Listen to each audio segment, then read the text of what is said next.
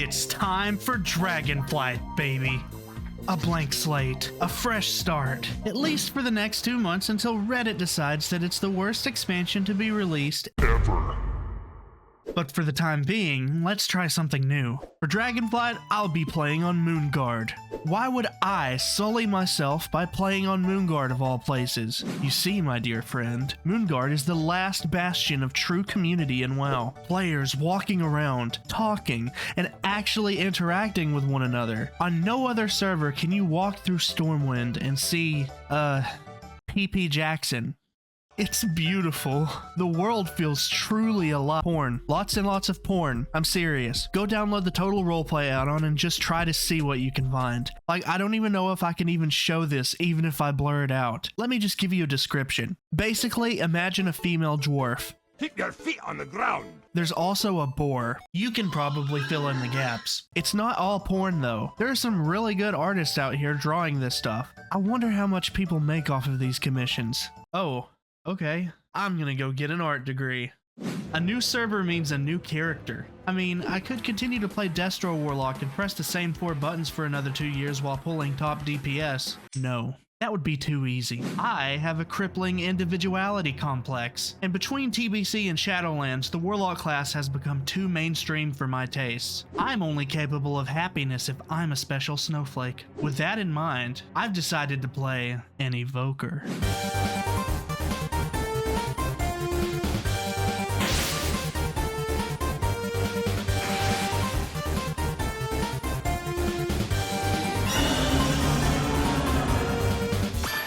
Now, I know what you're thinking. Newman, you're not a special snowflake. Everyone's gonna be playing Evoker. You would be right, disembodied representation of my anxieties. Everybody and their mother will be playing this godforsaken scaly class, but you're missing the bigger picture. In 3 months' time, when this expansion is considered terrible, everyone on the Dragon bandwagon will either quit or swap to something else. If I'm the only one left standing at that point, I'll be the Evoker guy. People will respect me. I'll collect all of the unobtainable cosmetics, and then one day in the future someone will say, "Wow, Dooman, how do you get that armor?"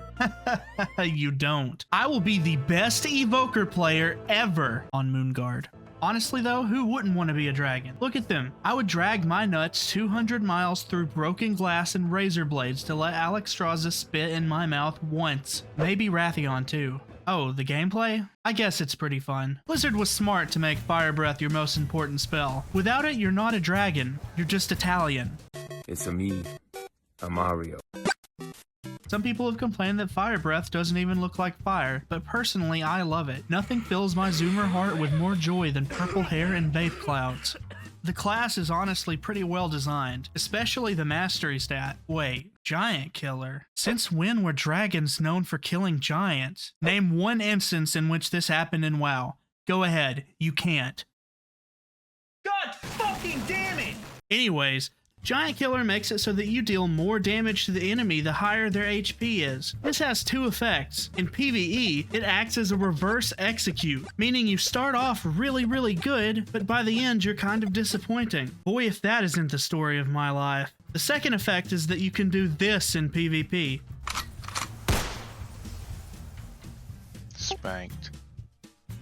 The healing specialization seems especially suited to babysitting dumb fucks. Rewind, your biggest damage cooldown, literally reverses damage taken in the last 5 seconds. Basically, your healing parse scales directly with how shit your raid is. The downside to this is that if you rewind too early, you're missing out on potential healing. If you rewind too late, your party fucking dies. If this is too big brained for you, just spec into the green side of the talent tree and heal everybody with your minty fresh dream breath. Speaking of shit raid members, you know that one guy who never takes the debuff out of the raid? Yeah, you know who I'm talking about. He drops the bullshit in the raid every fucking time.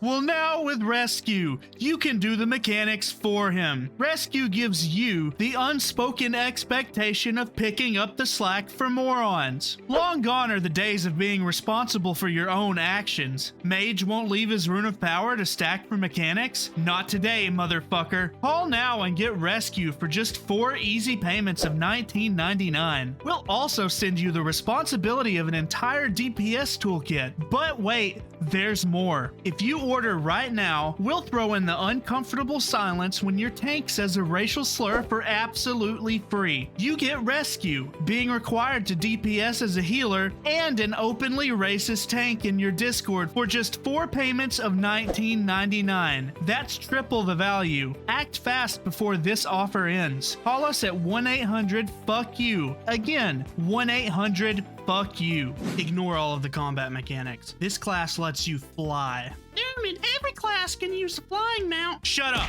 This is different. It really makes you feel like a dragon. I really feel like a dragon right now. I'm flapping my wings because I feel like a dragon. Oh, what's in here? Wow, there's a lot of people in here. Are they all role-playing? Let's look at their role-playing profiles. Jolena is a young human female of short stature and a look that majority have described to her as cute. A rounded out face with high cheekbones, dazzling silver eyes, lusciously plump kissers, and a light dusting of freckles on her face. Long golden ginger hair reached down to the small of her back. Wandering down her body would be 2 fleshy melons that squish together and, if visible, offer quite a bit of cleavage. Those chesticles could certainly provide a delightful squeeze, no doubt. Down a slim tummy were wide hips that were accompanied with a plump, pillowy ass. Even while wearing robes, it was possible to see that the human had a fat booty that wiggled with each step. The ginger's thighs were thick enough so that each step she took caused the skin of her legs to rub against one another. You quite literally can't make this shit up. Currently jerking? The front of her pants strained to contain something. Contain what? What is it containing? Get me the fuck out of here. If I'm gonna be the best evoker ever on Moonguard, I'm gonna need to get some gear. Yes, I know, I'll replace it within a week, but ahead of the curve isn't just an achievement. It's a mindset. So, where is the easiest place to get gear right now? Primal Storms. Due to the awakening of this big purple dragon who talks like a Dragon Ball Z villain, have you found my kin? the balance of the elements have been upset across Azeroth, but who cares about that? What matters most is that it's No Nut November, and Blizzard is really testing my limits by putting Wrathion on the screen so much. The only way this could get any worse is if... Anyways, this event is actually really challenging because it adds a 5-second global cooldown between pressing a button and anything actually happening. Yep, any second now, and I'll be having fun. If you stick around long enough, you'll get a chance to fight a big elemental. Good luck looting it with all this fucking lag. I've been looting this corpse for the past 10 minutes straight. Yep. Any sec. After camping Primal Storms for 5 hours, I was finally able to deck myself out in full 252 gear. Would you be surprised if I told you that nearly a full hour and a half of that time was spent in loot lag? Unfortunately, this gear won't be enough. If I can do it, then that means every other evoker on this server can do it too. I have to stand out if I'm going to be the best evoker ever on Moonguard. How exactly can I stand out amongst the other lizards? Legendaries. Getting legendaries that will only last 2 weeks shows any potential raid groups that I am dedicated to my craft, dedicated to the world of Warcraft. And in order to get legendaries, I have to do Torghast. Let's just skip through this. I'm sure you don't mind, right? Fuck, that's not what I meant to do. Where's the mute button on this? How shitty it was. No. What am I doing with my... Okay, where were we? Now that I have some basic gear and some legendaries, it's time to get some real experience. And by real experience, I mean Raid Finder. Yes, Sylvanas LFR, the pinnacle of raiding achievement. You might say that nothing is worse than being stuck in a raid with 24 morons wiping on a single boss for upwards of an hour.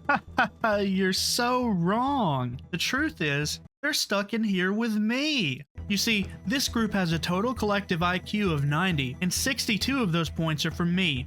The only way that this group of inbreds can kill Sylvanas is by getting our determination stacks high enough. Basically, I just have to wipe us as fast as possible to build up determination stacks, and then we'll win. How exactly do I wipe the raid? It's simple. Oh, you motherfucker!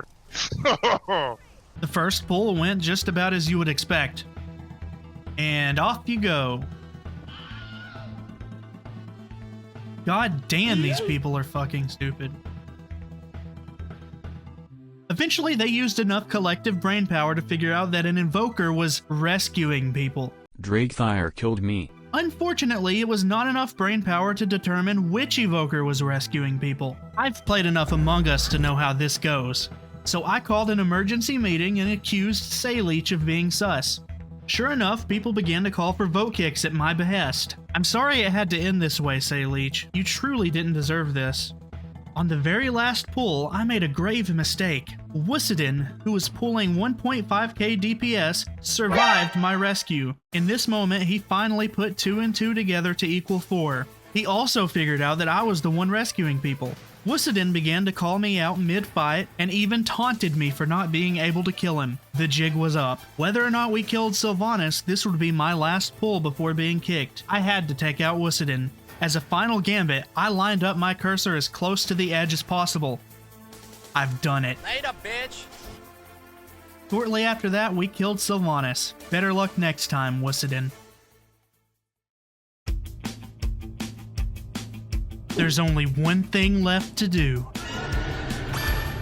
A training montage.